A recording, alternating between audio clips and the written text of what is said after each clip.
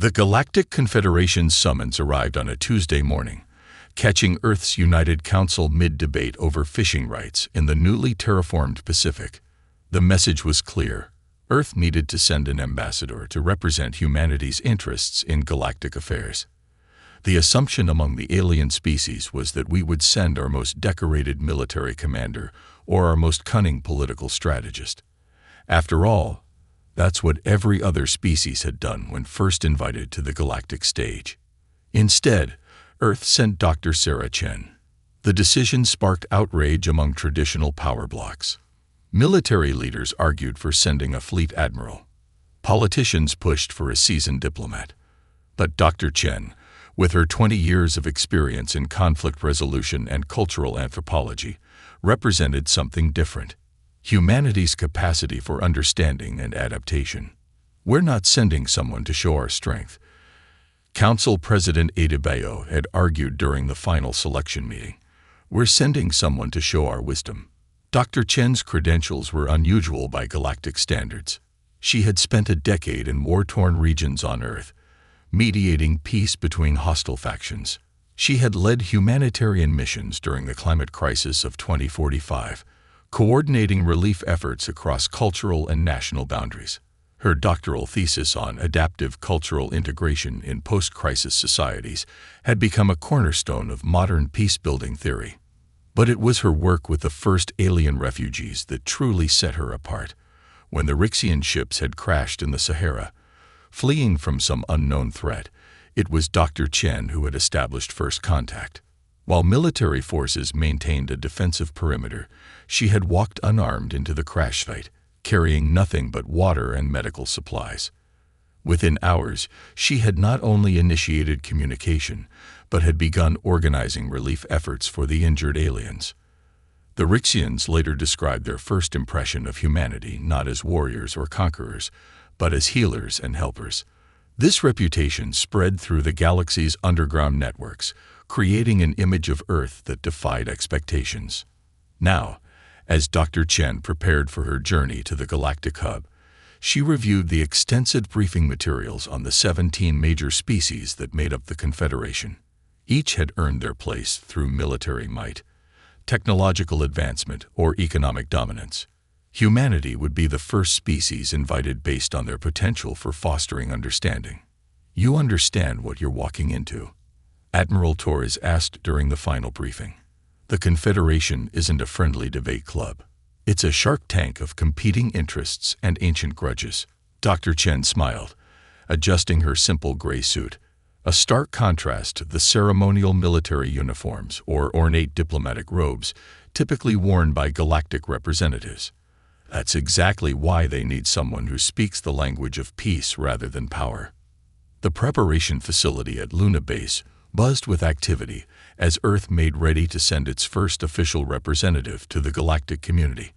While other species had arrived with battleships and honor guards, Dr. Chen would travel on a modified civilian vessel, the Spirit of Understanding. The ship's name had been her choice, a statement of intent that many on the Council had found worryingly naive.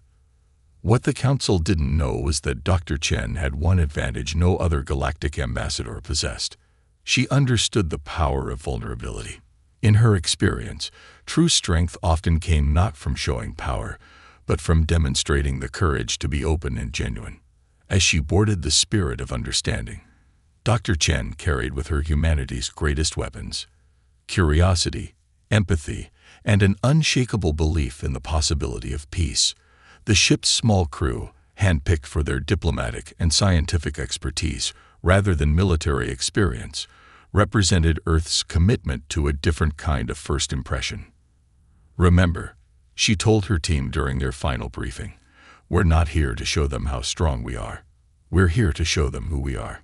The Spirit of Understanding lifted off from Luna Base, under the watchful eyes of Earth's combined military fleet. As the ship disappeared into the darkness of space, many wondered if humanity had just made its greatest mistake or its wisest choice. What none could predict was how Dr. Chen's unconventional approach would reshape the very foundations of galactic society. The galactic hub loomed before the spirit of understanding like a massive crystalline flower blooming in the void of space. Its petals, massive docking arms constructed from transparent metamaterials, housed the ships of 1,000 worlds. Dr. Chen noticed that each arm seemed segregated by species, with the largest vessels occupying the most prominent positions. "They're expecting us to dock in the auxiliary section," her navigation officer, Dr. Patel, reported. "It's where they place lesser delegations. Request permission to dock at the public exchange terminal instead," Dr. Chen replied, her eyes fixed on the bustling civilian section of the hub, where traders and travelers from across the galaxy mingled freely. The request caused immediate confusion among the hub's traffic controllers. No species had ever voluntarily chosen to dock among the common merchants rather than in their designated diplomatic berth. After several minutes of confused consultation, permission was granted. The spirit of understanding settled into its berth among ships of all sizes and origins. Dr. Chen's first act wasn't to make a grand diplomatic entrance or to demand an audience with the Confederation Council. Instead, she and her team simply walked into the public concourse and began to explore. The hub's commercial district was a riot of colors, sounds, and smells from across the galaxy. Merchants hawked their wares in a dozen languages, while automated translation systems created a constant background hum of communication. What caught Dr. Chen's attention, however, wasn't the exotic goods or advanced technology. It was the patterns of interaction between species. "Notice how the Corrections and Vulturi avoid each other," she murmured to her cultural attaché, Dr. Marcus Wong. "There's history there. And see how the smaller species defer to the Shrek. That's not just about size. It's about power dynamics." For 3 days, the human delegation simply observed and interacted with the hub's everyday inhabitants. They sampled alien cuisines, participated in cultural exchanges, and engaged in casual conversations with merchants and travelers. Dr. Chen's team documented everything, building a complex web of understanding about the real relationships that underpinned galactic society. When the Confederation Council finally sent a formal summons, clearly annoyed at being made to wait, Dr. Chen arrived carrying a bag full of small gifts, items she had purchased from various merchants in the hub, each chosen with careful consideration of their cultural significance. The council chamber was designed to intimidate, with soaring ceilings and massive displays showing military might and technological achievements. The 17 council members sat elevated above the speaking floor, their positions arranged in a clear hierarchy of power. "Humanity's representative," announced the chief herald, "approaches the council unseemingly late and bearing shopping bags." Several council members shifted uncomfortably, unsure whether to be amused or insulted. Dr. Chen smiled warmly, seeming completely at ease in the intimidating chamber. "Honored members of the Confederation," she began, "I bring greetings from Earth.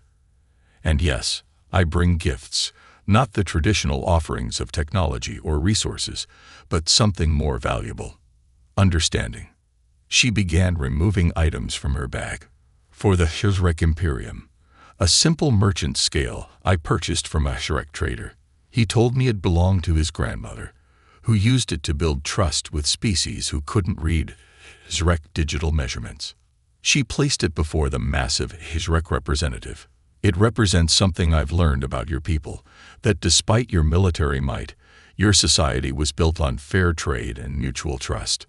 One by one, she presented each council member with a seemingly modest gift, but each item came with a story that demonstrated deep insight into their species' history and values. These weren't just trinkets. They were physical representations of the connections and understanding she had built during her days in the hub's commercial district. The council chamber's atmosphere slowly shifted. The initial condescension gave way to curiosity, then genuine interest. Dr. Chen hadn't arrived with demands or displays of power. Instead, she had come with stories, understanding, and a genuine desire to connect. We humans have a saying. She concluded, "The strongest bridges are built by those who understand both shores." I'm here not to demand humanity's place in the galaxy, but to help build bridges between all our species, because we believe that true strength comes not from standing alone, but from standing together. As she finished speaking, something unprecedented happened in the council chamber. The Caraxian representative, known for their species' rigid adherence to protocol, stood and approached the speaking floor, a breach of tradition that caused gasps among the assembled dignitaries. "You spent 3 days in the hub," they said, their translator struggling to convey the complex emotions in their harmonic speech. "In that time, you learned more about our true nature than most species have in centuries." How? Dr. Chen's response would become legendary in galactic diplomatic circles. By remembering that beneath our different biologies, technologies, and traditions, we all share the same fundamental desires: to be understood, to be respected, and to belong. It was at that moment that the Confederation began to realize that humanity had sent them something they had never encountered before. Not a warrior, not a politician, but a bridge builder. And in doing so, Earth had demonstrated a kind of power that none of them had expected or were prepared to counter: the power of genuine understanding. 3 months into humanity's integration with the Confederation, the Centauri Belt crisis erupted. The dispute centered on a chain of resource-rich asteroids claimed by both the Volturi Empire and the Caraxian Collective. Both species had assembled their fleets at the edge of the contested space, and centuries of mutual distrust threatened to spark a war that could destabilize the entire sector. The council chamber crackled with tension as representatives hurled accusations and threats. The Volturi ambassadors' crystalline form pulsed with aggressive red energy as they demanded exclusive mining rights based on historical claims. The Caraxian representative's harmonic voice produced discordant frequencies that made translator systems screech as they cited more recent settlement patterns. Dr. Chen sat quietly, watching the proceedings with careful attention. She had spent the past months building relationships with both species, learning their histories, understanding their needs. When she finally stood to speak, the chamber fell silent. Her reputation for unexpected approaches had earned her at least the courtesy of attention. "Before I address the current crisis," she began, "I'd like to share a story from Earth's history. In 2045, during our climate crisis, 2 nations nearly went to war over water rights in a major river system. The solution came not from dividing the water, but from working together to implement new purification technologies that provided enough for everyone." The Volturi ambassador's crystalline form flickered with dismissive patterns. "This is not about water, human. These asteroids contain rare elements crucial for our civilization's advancement. And for ours," the Caraxian added, their harmonics sharp with hostility. "Indeed," Dr. Chen agreed. "But what I've learned about both your species suggests there's more to this conflict than resources." She activated a holographic display, showing historical trade routes between the 2 civilizations. 5 centuries ago, the Volturi and Caraxians were primary trading partners. Your technologies complemented each other. The Volturi's crystalline computing matrices were enhanced by Caraxian harmonic resonance techniques.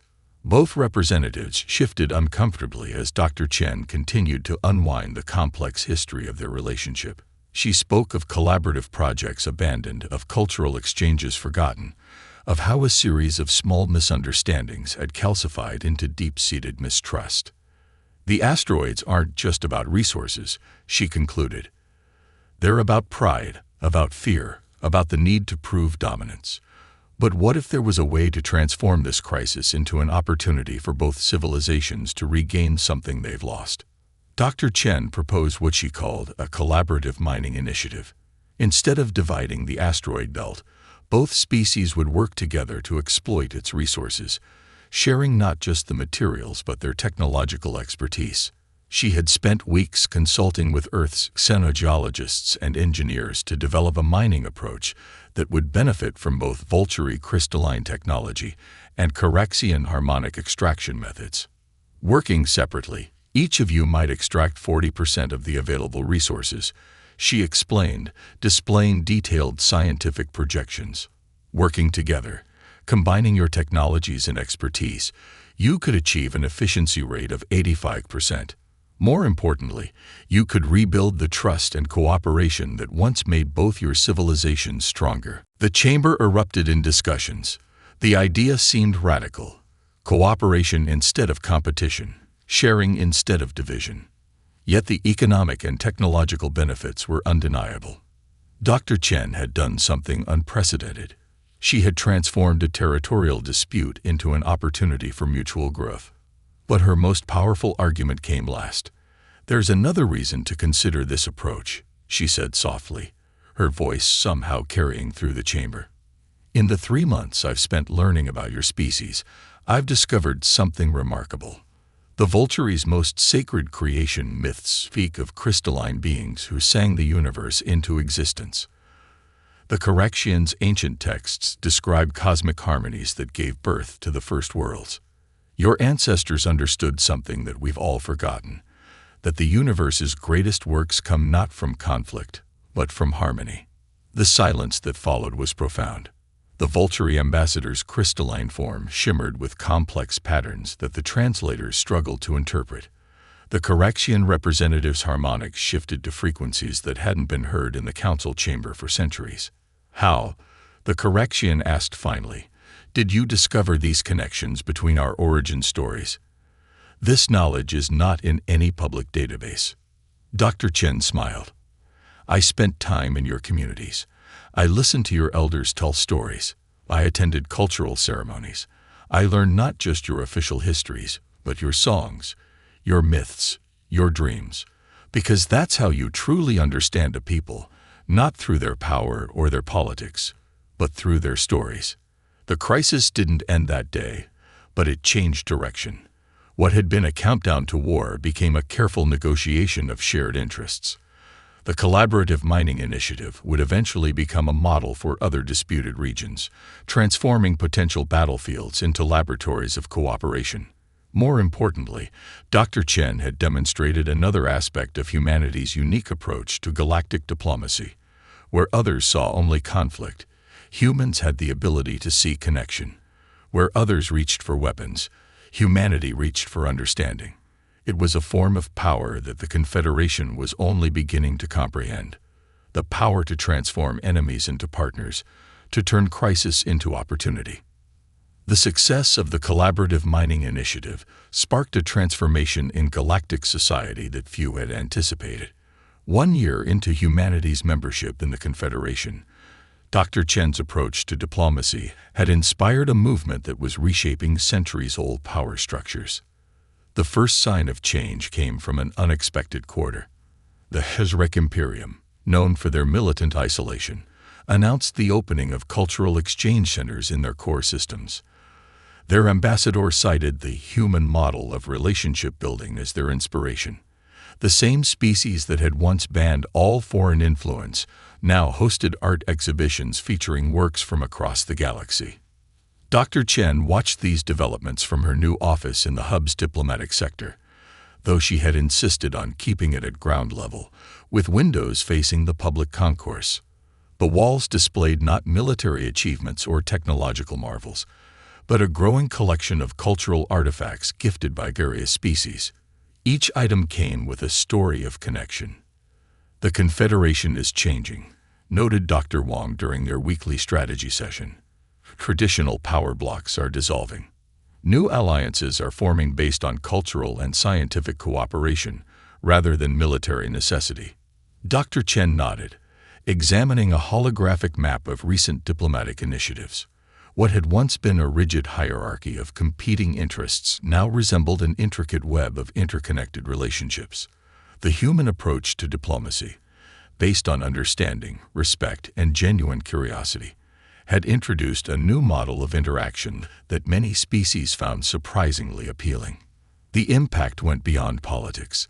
The Confederation's first interspecies cultural festival, organized with human guidance, drew millions of visitors to the hub. Species that had once viewed each other with suspicion now shared music, art, and ideas. The festival's highlight was an unprecedented collaboration between Vulturi crystal shapers and Caraxian harmony singers, creating a performance that combined light and sound in ways never before achieved. But perhaps the most significant change came in education. The Confederation Council, inspired by Earth's universities, established the first Galactic Institute of Cultural Studies. Dr. Chen was asked to help design its curriculum, which emphasized practical experience alongside academic knowledge.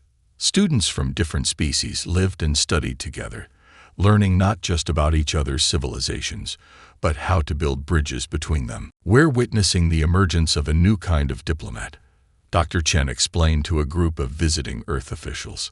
Individuals who understand that true power lies not in the ability to dominate, but in the capacity to connect. The influence of this approach became evident during the Proxima Conference, where representatives from 30 species gathered to discuss technological sharing agreements. Instead of the usual pattern of power plays and veiled threats, the proceedings took on a different character. Delegates shared meals together, attended cultural presentations, and engaged in open dialogue about their civilization's needs and aspirations.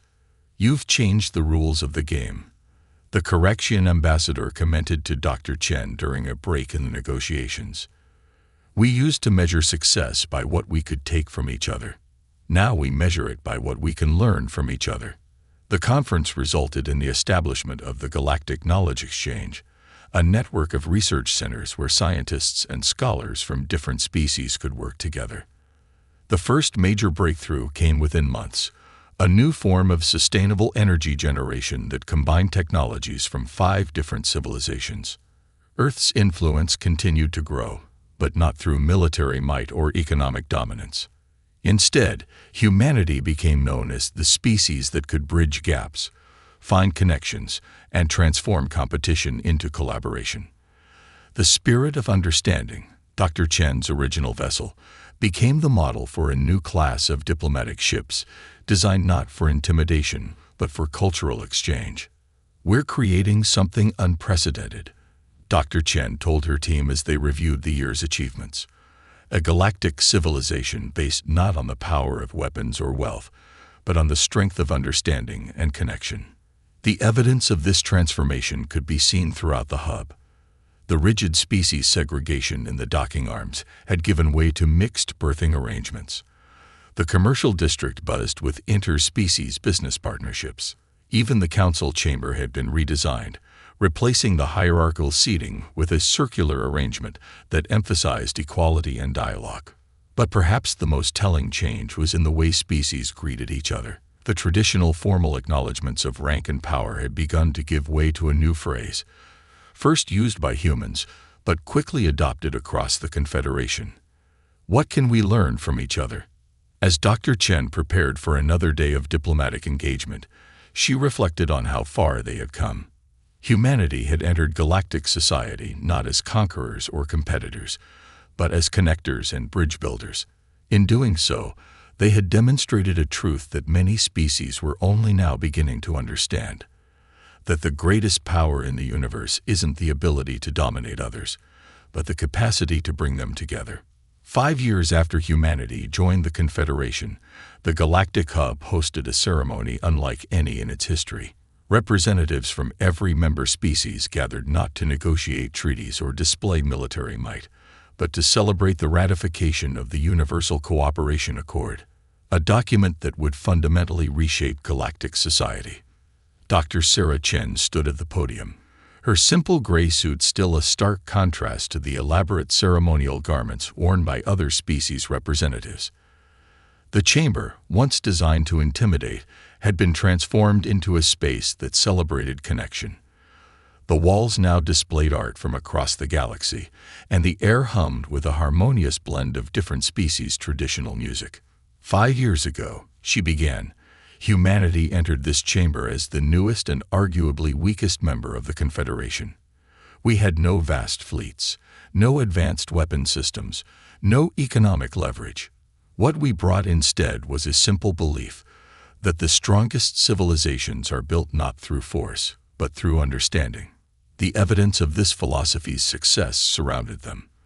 The Volturi-Caraxian Mining Cooperative had expanded beyond the Centauri Belt, becoming a model for joint resource development across the galaxy. The Galactic Institute of Cultural Studies had opened branches in 12 different systems, with waiting lists of students from every species. The Knowledge Exchange Network had produced technological advances that would have been impossible without cross-species collaboration. But our greatest achievement, Dr. Chen continued, isn't measured in scientific breakthroughs or economic growth.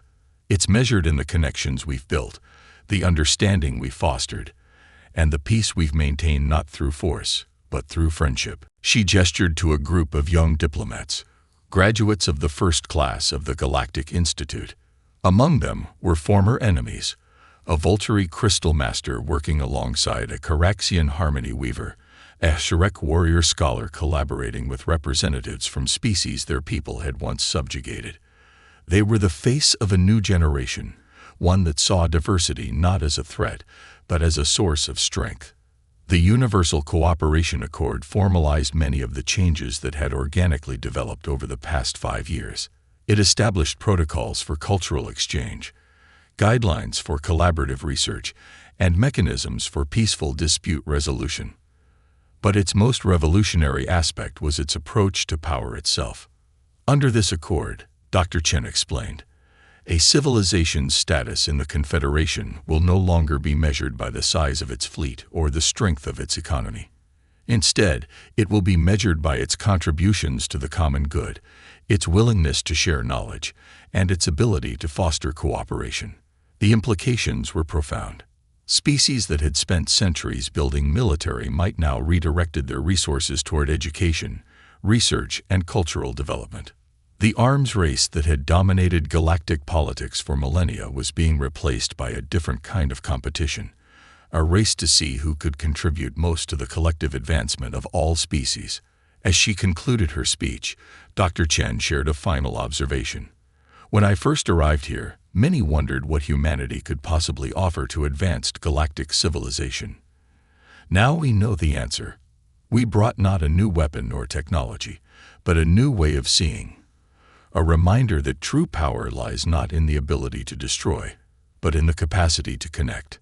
The ceremony concluded with a tradition that had begun in the early days of human diplomatic missions, the sharing of stories. Representatives from each species spoke not of their military victories or technological achievements, but of the moments of connection and understanding that had changed their perspective on the galaxy and their place in it. Later that evening, as celebrations continued throughout the hub, Dr. Chen stood at her office window, watching the diverse crowd below. Species that had once been mortal enemies now mingled freely, sharing food, music, and ideas. Children from different worlds played together in the public spaces, their laughter needing no translation. A soft chime announced the arrival of a message from Earth. The United Council had one question: what was humanity's next step in shaping galactic society? Dr. Chen smiled as she composed her response. We've shown the galaxy that peace isn't just the absence of war, it's the presence of understanding. Our next challenge is to ensure this legacy endures. The children born today will grow up in a galaxy where cooperation is the norm, where diversity is celebrated, and where the strongest bonds are forged not through fear, but through friendship. Our role now is to nurture this new reality, to continue building bridges, and to remember that our greatest strength lies not in our ability to stand alone, but in our willingness to stand together. As she sent the message, a group of alien children passed by her window, playing a game that seamlessly blended elements from a dozen different cultures. In their easy interaction, their natural acceptance of each other's differences, she saw the future they had helped create, a future where humanity's greatest contribution to the galaxy wasn't technology or weapons or resources, but the simple, powerful idea that understanding itself was the ultimate force for peace.